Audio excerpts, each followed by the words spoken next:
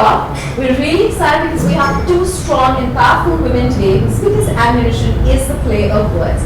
Please welcome husband-daughter duo Anupama and Zuni Chopra. I'm going to introduce Zuni first because she's the one we're here for today. Zuni is all of 15 and has published 2 books in poetry and is out with her latest book, The House That Spoke. And Anupama, as we all know, is a film critic, writer, author, director of the Mumbai Film Festival, and obviously the founder and editor of the Film Companion, a digital platform that looks at curated cinema. So thank you both for doing this and for being on Kidsstoppress.com. Thank you for having us. Awesome. Anupama, I'm going to start with you. You've always been through that journey of writing, seeing your piece published. How nervous were you when Zuni decided to pen this novel, and how did you see that whole journey progress? Were you like interfering, or were you like scared, or? You know, I wasn't scared. I was just hoping that she will have the discipline to see it through. You know, a novel's a big commitment, right. and it's different from short stories or poetry, which are not in any way lesser art forms. They just take a different type of muscle, right. And so my only fear was, and you know, it was. First, the novel was based in London, then it moved to Kashmir, and it takes a lot, you know, especially when she thought she'd finished it, but then the editors had changes, then more and more track changes, then do this plot points that you discover that you thought were great but are not so great later.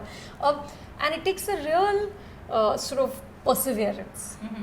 To stay the course, right. And to just keep doing it. So my fear was that at some point she's going to say, you know what, I'm done. I'm giving up. Yeah. I'm giving up. And she did, which is what I'm really proud of. Was I afraid of whether people would like it, not like it? No. It's not, I'm really not invested in the result. Right. But that process, I think, was very important for her as a person. And I was so proud that she actually stayed with it. Right. Zuni, was there ever a point in time you said, I'm not doing this. I can't do yes. it. Why am I doing it? The whole time she was talking, I was like, yeah, well, I mean, you know. But the thing is that I guess I kept on with it because it was something that mattered so much to me, especially after it became set in Kashmir. Then it actually became a story worth telling and a story worth sharing with people. And I knew that it was going to be the biggest thing that I had done so far. And every time I was like, I'm done, I was like, and you know, I mean, this is going to sound very strange, but like my past self would be like, really, you're going to just throw all the work I did down the drain? You know, so it was kind of a matter of just, you know, because I knew that it had to end at some point. And I knew that what I was doing was really important, you know, far more important than anything I had done in the past. And I knew that it was a really important thing that I was doing, which is why I kind of kept going with it. But it definitely had its moments, especially in the summer, because we all went to my cousin's lake house in Michigan, and the way I would do it was I would wake up before everyone else. And I would work until they woke up, and sometimes even after they woke up, because I would wake up at like 6, and I would try to get in like, you know, 5 hours, because it was a summer, so you're not actually doing any schoolwork. Right. So that was like my main writing time. And it got really bad because I have 4 older brothers, cousin brothers, and I could hear them outside being like, oh, should we play Mario Kart? Should we call Zuni? Nah, bruh, she's writing, man, just let her write. And I was just like, like it was and so I would just shut myself inside the room. Was it hard? Was it hard at any point that you said that, dude, I'm not doing what other 15-year-olds do? Well, that was actually a good feeling that I wasn't doing what other 15-year-olds are doing, because I mean, honestly, in my class, like there was like going for parties and I never go, and like, you know, just sort of Snapchatting and Instagramming and social media just kind of makes me nervous because I know nothing about it, and I'm literally not on any social media. Like, so Anupama, that brings me to a lot of questions for you. How have you raised us? And no social media, love for books, author at 15, published 2 books in poetry. What was Zuni growing up? You know, honestly, I'll tell you, look, it has to come from within. Right. I cannot tell you that it's some magic formula I sort of had and I kind of made her drink it and she said one day I want to be a writer.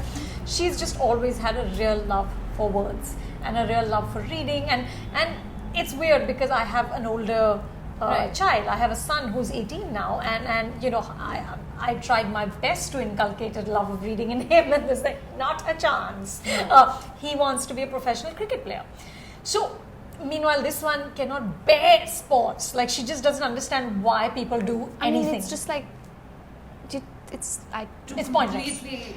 Completely. So, but the thing, if anything, I just sort of supported what their natural instincts were. Did you try hard? Listen, I love books. I'm a writer. I mean, how can I With kids him, not? I really tried, and he's the first one. So you know how you work extra on the first one. okay, rude first of all. It's true. It's true. I know. I have two as well. So I completely. Hannah, relate. you relate to this, right? I mean, I just feel like my younger one's just growing up in the jungle. I don't know what is she learning, where is she learning from, but I understand what your mom says. Yeah. So I mean, with the first one, I was like reading till my mouth would hurt, and he was like, as a kid, he'd be very interested, but when he was about 5, he said, I need to play cricket. And coming from nowhere, nobody in our house has any love for sports. We don't talk about cricket. We don't watch cricket. We have no interest. And this kid just said, cricket is my life. Take me now to a Maidan. I need to play cricket. So so all you can do, and this one just said, I want books, I want words, I live in the world of imagination. If I helped in any way, I think it was to help her get more disciplined. I think the problem with artists is that they live in their head, and I see that with my husband. So it's just like literally she'd be like this and her mouth would be open, and I'm like, Zuni, I can't chew the food for you. You do need to start moving that mouth. Well, in my defense, it was probably a really good daydream I was having at the time. Anyway, so what I did help with was just, and now what I really love is that the fire in the belly is hers. Right. Because you can't nag anyone beyond a point, and you shouldn't do it. Right. But now it's she who's driven and she who wants to do this, and which is the only way. It has to come from your heart. Right. So that brings me to so when you said that you worked really hard for your first one to try to get him to read, how did you go about it? I mean, I actually had planned a question where I asked you, so how did you succeed? But I know that you miserably failed at that one. So I don't know whether I should still be asking that. But did you work on you? I mean, did you take special effort for Zuni to read a lot? I did. I mean, I did her as well, and I would read to, because there's only a 2.5 year difference between the two. So I would read to both of them. And at one point I was like, okay, you love cricket, read cricket books. It didn't work. That's mom talking. Miserable. And finally at one point I remember I was so, because I love books, and I'm so I'm so passionate about kids reading that I finally said, how about I just pay you to read? They had a full, they signed an agreement, like some did you 2 ever rupees feel per that, page or "Dude, something. I'm reading, why can't you look at me?" Yes. Well, not why can't you look at me, because they always appreciated me, but I was like, why can't I get, like, I want money for every book I read. And then they were like, but no, that never happened. But they were always like she would always be like, whatever you want to spend, if it's on a book, it's fine. So there was always like that there was definitely encouragement to read. Definitely. I mean, I don't know what went wrong with him though. I mean, but this comes from my parents, who we grew up in a very middle class home, and my brother Vikram Chandra, who's a novelist as well. I mean, my earliest memories are just books lining the shelves and him just reading. That's all that I remember from my childhood of Vikram, is that he would have his collar in his mouth, because that's how he, that's his old habit, and he'd just be like thick tomes, his glasses this thick, and just reading. So I've grown up in a home where even when my parents didn't have a whole lot of extra income, they made sure we were surrounded by books, and listen, worked with one, the other one's playing cricket, it's fine. It's fine. Which were your favorite books, and which ones do you think were her favorite? So you go first. Well, as kids. As a child, I love the Enid Blyton books. So I introduced her to Mallory Tars, because those I just loved. I had such a fantasy about boarding school from those books. And of me course, too. Famous Five, Secret Seven, which she never got into. no, I don't need Mallory Towers. Yeah, but she loved Mallory Tars. And then, of course, Harry Potter. Right. Which I can't remember. I think it was you. I was pregnant. So when I started reading them, there was still that 4-year gap between the books and all that. And I remember whichever the book was that came out in 2001. I remember I was pregnant. I was like, I must have Harry Potter. And I'm like, okay, she's freaking out. Get a Harry Potter someone. She had someone stand in the line for the midnight opening to get her a copy. So that's the one thing we kind of really love. But she loves a whole range of other authors. Yeah. So which ones are your favorites? Guess. Neil Gaiman, I Yes, know, okay, Coraline, fine. and, Yes, and yes. he's amazing. She loves Somen Chenani, That who's too. a very interesting Indian author in New York. She also loves Alice in Wonderland. Yes. Lewis Carroll. Yes. Yeah, that one's actually my favorite. That one and Little Women. I think I can get over Yeah. these two. Great. Tell me, two books on poetry. Why did you think that you didn't want to pursue poetry further? I don't know. Like it Or was kind it of like just, a conscious thing? No, I'm not going to write poetry. no, not really. It just kind of my writing style kind of changed, and what I could write well sort of shifted, and what I enjoyed writing shifted.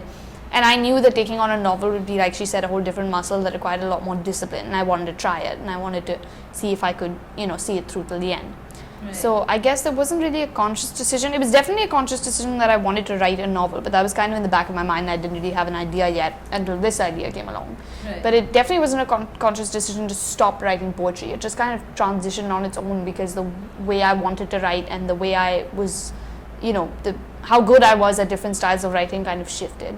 What would your reaction be to some people or kids your age who think that you're right at 15 because you just have it easy? Does that ever come by, or do you ever react to such things? Well, I mean, you can't react to such things. There'll always be somebody who says that. But I guess in a way I do have a lot more opportunities than most kids would have. And it's complicated. Like, for example, I would never have gotten a meeting with the publishers if my mom was my mom, but they would never have agreed to publish it if my writing wasn't what it was. Right. So I know that, half of the bridge is definitely that I've got a lot more opportunities than normal kids have. But I wouldn't have been able to cross to the other side if I didn't have, my own kind of, talent, I guess. And I'm Agni's my elder brother. He's the confident one. Like, he's the one who just, as his drama teacher says, rides on his charisma. And I'm like the one who's just always insecure, walk into every exam saying I'm failing, walk out of every exam saying I failed regardless of what the outcome will be. So I think this book has definitely also given me a lot more self-confidence that I can see it through and that I can, do it. So I guess I wouldn't be so affected by that definitely anymore. How did you think of Kashmir? I mean, you said you thought of it. I remember during the book launch, you said it was actually set somewhere else. It was, set in London, but the thing was that the writing in London was really dry, lifeless, and it really didn't have any vibrance. And then Mom said you should set it in India because that's the only way you'll be able to write about it with familiarity and therefore with life. Right. But I said, I'm open to that, but I needed to have snow around it at least one season of the year because that's the kind of house it is. And it definitely can't be set in Mumbai because, that doesn't happen in Mumbai. And she was like, okay, set it in Kashmir. And I was like, that's not a bad idea. Did you share the manuscript with your parents? Did she make any changes? Well, I shared it with Dad because the way that I kind of did it was that I went to Dad for a plot point and like an issue with a scene that wasn't working, an issue with the story that wasn't working. So therefore, of course, I had to share the manuscript with him. But Mom, I took help for if a certain word wasn't working or if a certain bit of writing wasn't working. So I actually wanted to keep it till the end and then show it to her once it was finished. Right. But I would always go to her for advice on I don't think this sentence works or this description, does that even make sense? Right. So I would go to her for help more in the language and for Dad more in the actual story. So after the draft that was set in London, now she just finished reading it. Okay. But after the draft in London, she didn't read it until it was finished. Yeah, she said, don't read it, now you read it when it's done. Yeah. Zuni, what's that one thing that you've really learned from this book? Yeah, so I think definitely self-confidence, a little more belief in yourself, and the knowledge that the first time you do it, it's going to be edited like 1,000,000 times. Anupama, concluding with you, what do you think is that one big takeaway? Are you anxious as a mom that what's it going to be from here on, or you're not thinking that far, or you're thinking that this one's fine, what is she going to do in the next one? Is she going to be successful? Are the copies going to? No. Are you anxious about it at all? No, I learned this the hard way because I'm married to a filmmaker, and that's a really, really unpredictable business. And the first film that released after we got married was Kareeb, which was the biggest flop Vinod's ever had. Okay, and I learned then that you don't get invested in the result. It's there's nothing you can do to control that. And the more you invest in it, the more heartburn you create for yourself. So enjoy the process and give it everything.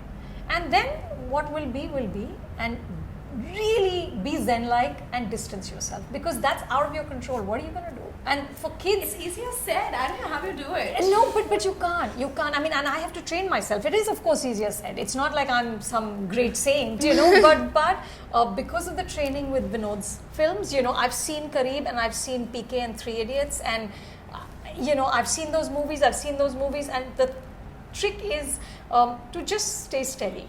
You don't lose your head when you have a hit. You don't lose your heart when you have a flop. That's the mantra. You just keep at it. You know. And because I've learned from there, I'm learning to apply that to my children. I mean, if my son succeeds in any small way, even in cricket, I cannot be invested in whether he gets out at 0 or he makes a triple century. I feel proud. Yeah, it's I can't even believe like it's a thing. It's done. It's done. a thing. You know what I mean? Yeah. That it's like, It's printed. I mean, look at it. It's like like people I don't even know are reading it right now. Thank you, by the way, if you're one of those people for picking it up and giving it a chance. Yeah. But don't make sure that you don't finish reading it at the bookstore and you actually buy it and take it home. I mean, actually, I wouldn't even mind because that would mean they loved it so much they had to finish it. That would be a really great compliment. That's a 15-year-old who's not still thinking numbers. I'm so proud of you, Zuni, for thinking like that. Like that, it's like she has a T.S. Eliot quote above her desk, which is, for us, there is only the trying, the rest is not our business. Great. Thank you so much, guys. Thank for you. doing this for us. And yeah, everybody, it's The House That Spoke by Zuni Chopra. And our mom's going to be really proud looking at this. I'm sure you smile year to year every time you see this at the bookstore. Right? Absolutely. Right. Awesome. Thank you so much. Thank you. And wish you all the very best. Thank you. Hi, I'm Anupama Chopra. And I'm Zuni. And you can watch us on Kidsstoppress.com.